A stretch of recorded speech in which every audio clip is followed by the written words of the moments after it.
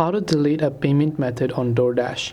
Deleting a payment method on DoorDash is simple, but you have to add a secondary payment method and make that the primary and only remove the current one. So you have to have at least one payment method within the app. So first of all, open the DoorDash app, and this is the type of interface that you should be able to see within the app. Just make sure that you are logged into your account. Once you log into your account, what you want to do from here is tap on the profile icon that you can see from the very top of the screen at the top right. So tap on that profile icon there.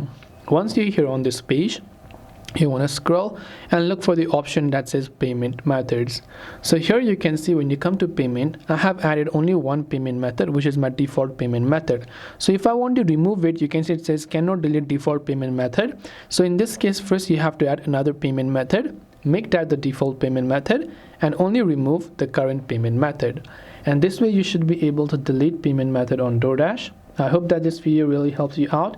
If you have got any further questions, feel free to also leave them down in the comment section. Thanks for watching till the very end of this tutorial, and as always, see you soon in our next video.